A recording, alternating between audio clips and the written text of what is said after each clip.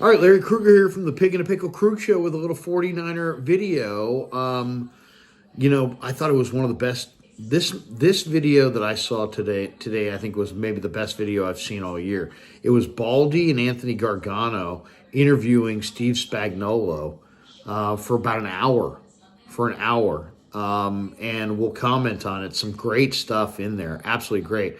We're brought to you by Pig and a Pickle. Check them out. Emeryville, Corte Madera. They're open 7 days a week from 11 a.m. till 8 p.m. Check out Pig and a Pickle. Get the brisket chili. We're also brought to you by Marin Auto Glass. Go to marinautoglass.com. Sharp Corners Sports Cards and Collectibles.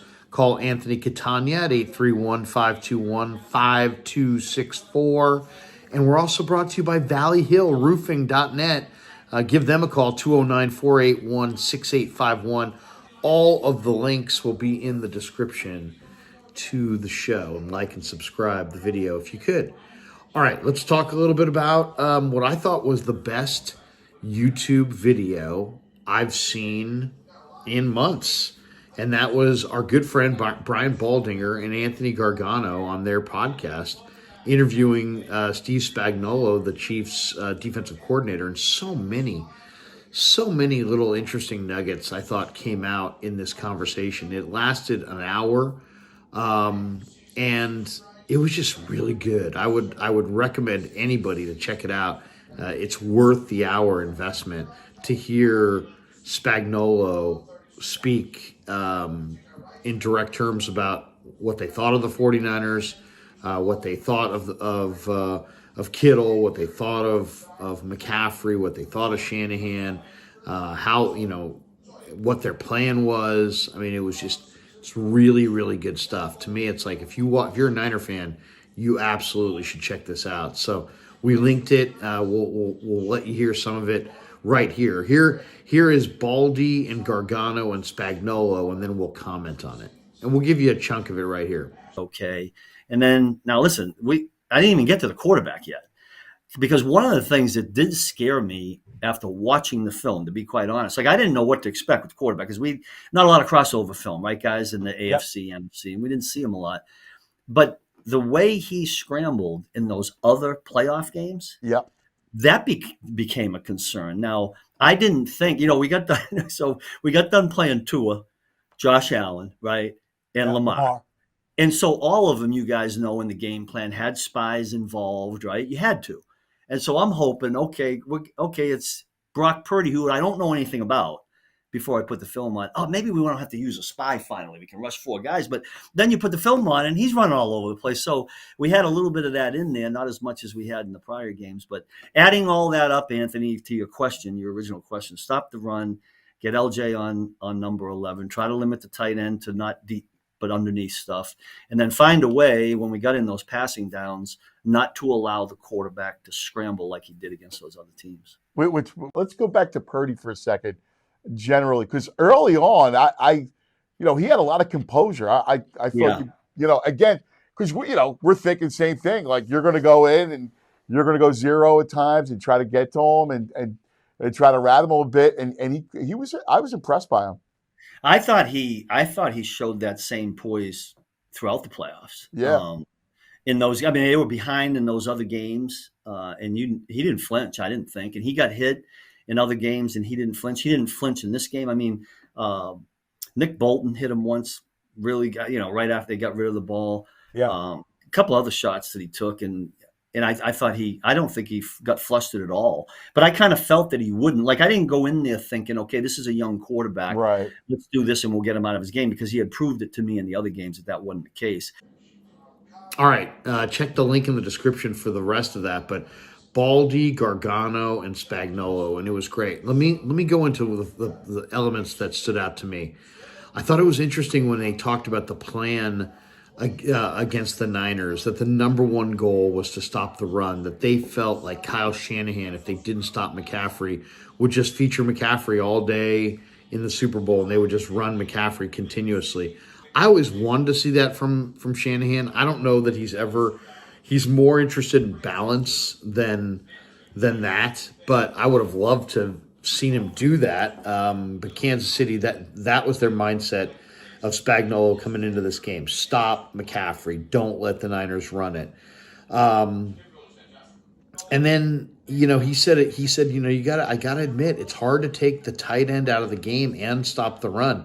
So they were just gonna let George Kittle kind of just do his thing and just hope that he didn't burn them for big plays down the field.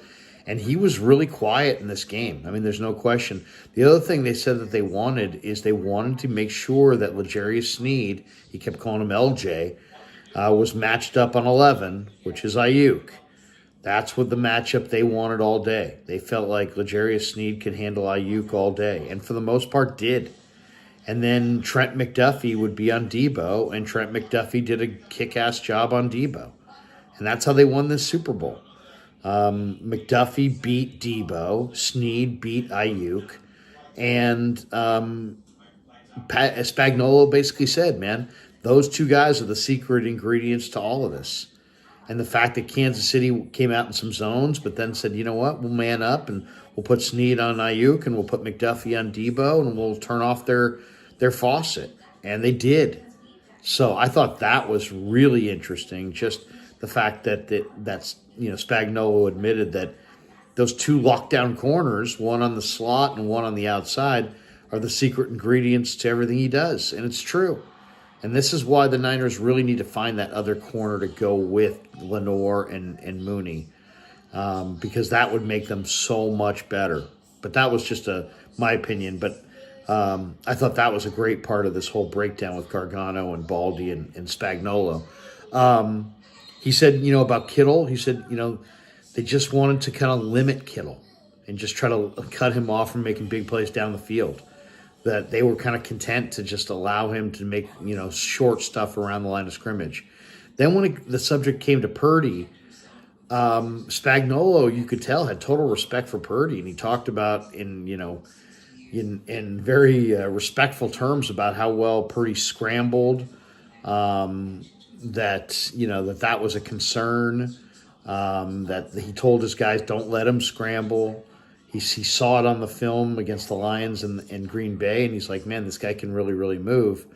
And he also mentioned how Purdy is so good with those anticipatory throws where he's throwing the ball to spots before his receivers are out of their break and how difficult that is to defend. So you could hear the respect that Spagnuolo had for Purdy in this podcast. I thought it was really good. He also mentioned how Willie Gay's speed helped negate Purdy's scrambling on a couple of plays.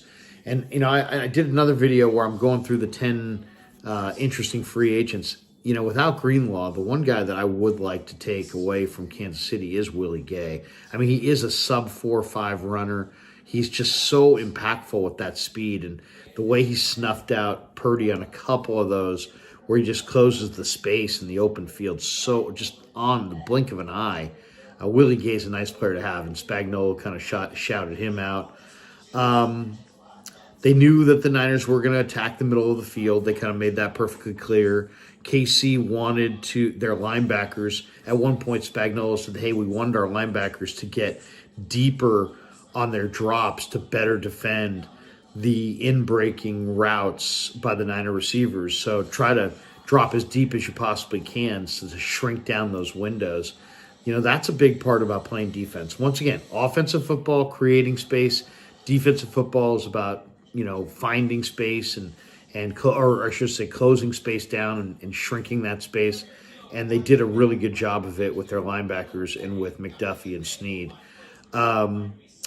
He also kind of pointed out that the Niners went max protect on a couple of plays to try to protect Purdy, and they made it really difficult to get to Purdy because they kept an extra guy in to protect. And people look at Kittle's numbers as not being great, but there were plays that they just went max protect to try to on the play that McDuffie broke up on Debo in the end zone, that the Niners went max protect there and picked up the pressure, and Purdy delivered a nice strike down the field, and it would have been a touchdown. It was a perfect dime, except the corner McDuffie made a play on the ball. So, that was kind of interesting comment from Spagnuolo. The other one he said that I thought was kind of interesting is he pointed out that Trent McDuffie, the Chiefs' nickel corner, was voted first team All Pro, and yet didn't have a single interception this year. So, I mean, that tells you right there what kind of coverage guy this guy was this year, that he gets voted as a first team All Pro and he didn't make a single pick. And you can see it in he's just a dominating athlete. I mean, he's 5'10", 195. He moves really, really well. He's fast, so you can't run by him. He's got great change of direction, great body control, great strength. Trent McDuffie was a first-round draft choice for a reason, and you can see it on film right now. He's a dominating player. He made a point to say that Purdy played with a ton of poise. That he got hit one time by Nick Bolton, the linebacker, and that he didn't get flustered and he didn't get frustrated. And that's just another example we were talking about before, that Purdy, the moment's not too big for Brock. Spags also said that Leo Chanel, they made one little wrinkle change as they stopped blitzing Leo Chanel off the edge and they started blitzing him in the B gap. And he said that he felt like that was very effective. And Chanel, he went on to say, is one of the, super smart, super strong. They took him out of Wisconsin and they really love him. They mentioned that when the Niners got the gadget play touchdown, Spags mentioned that, McDuffie almost made a play on the ball and almost had a turnover there. But he also mentioned that they practiced defending that exact play twice during the week, that they had caught it on an exotic play and some of the razzle dazzle plays that the Niners run, trick plays. They have a coach whose job it is dedicated to just hunt for the trick plays, and lots of teams have it. I'm sure the Niners do as well. But the KC's got a coach. I think he's a backup wide receiver coach, who his job in preparation is to look for the trick plays. And they go back a year and a half on it, and they had found that trick play on there, and they had actually defended it in practice twice. Now, the Niners got the touchdown, but even that was impressive, just to hear how detailed Kansas City was in their preparation. My goodness. He said that it was just a well-designed play, well-constructed play by Kyle, and that McDuffie almost made the pick. The other one, I thought was really interesting in this interview with Spags is Spags talked about how he has this trust in Nick Bolton, and that, when he calls a certain play, if he's got a chance to see the player's reaction face to face, he knows if it's going to work or if it's not going to work, or if it's, if they're going to go with it. He says, I like to look at the players and see how they react to my calls. Anyway, he made a call that Bolton really liked when the game was 16-16 in the fourth quarter on that 3rd and 4. Spags, Spags called a pressure with McDuffie and blew up the entire play.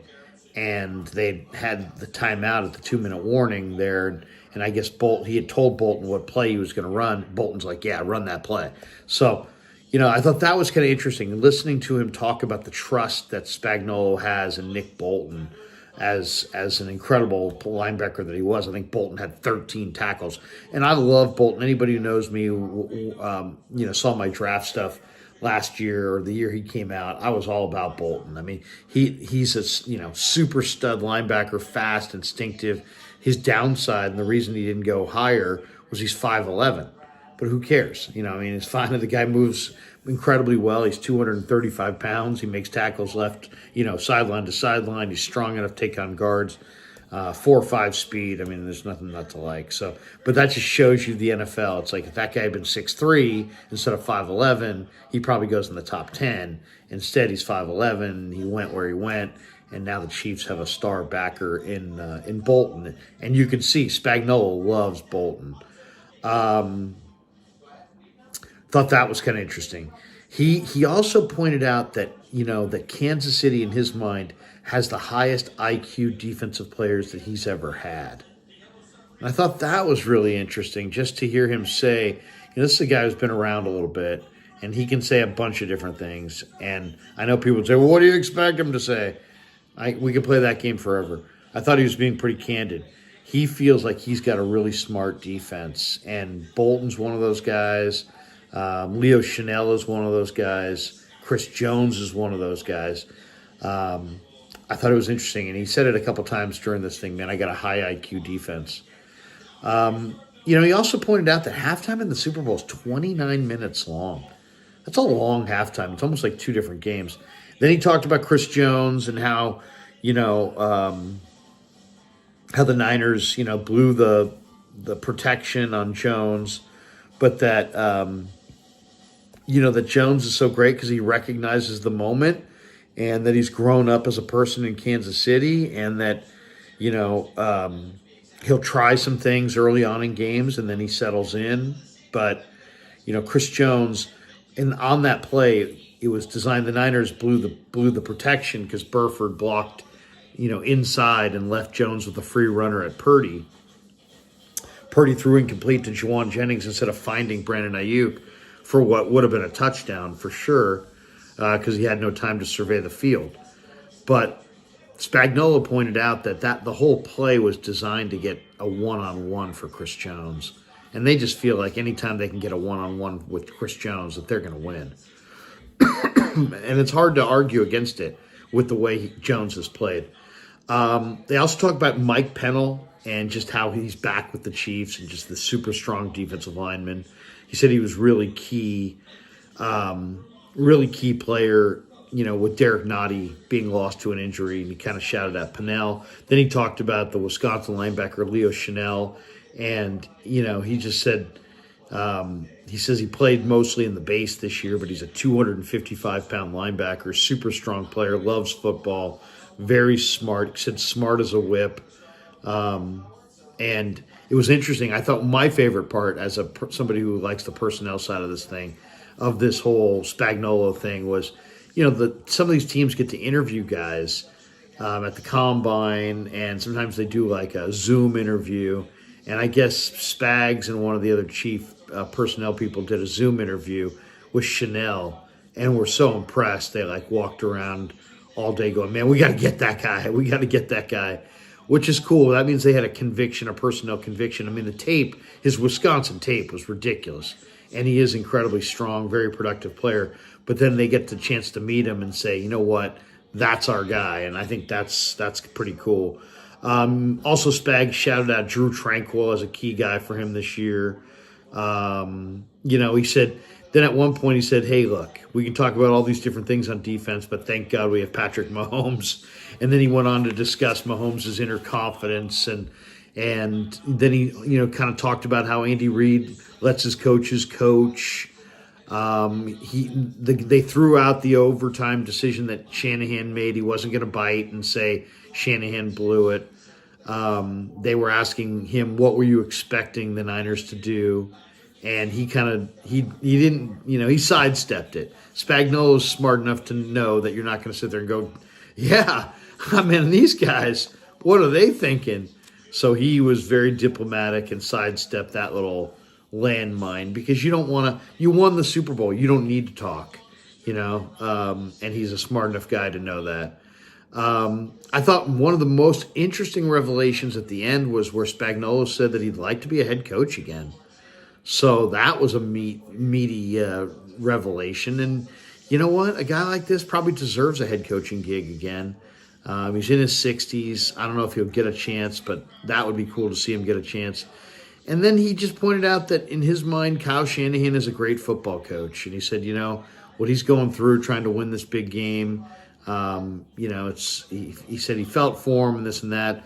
But he said, hey, Kyle Shanahan is a great football coach. And you can tell he's got real respect for Shanahan. So anyway, I thought it was the best hour-long football conversation I have heard all year.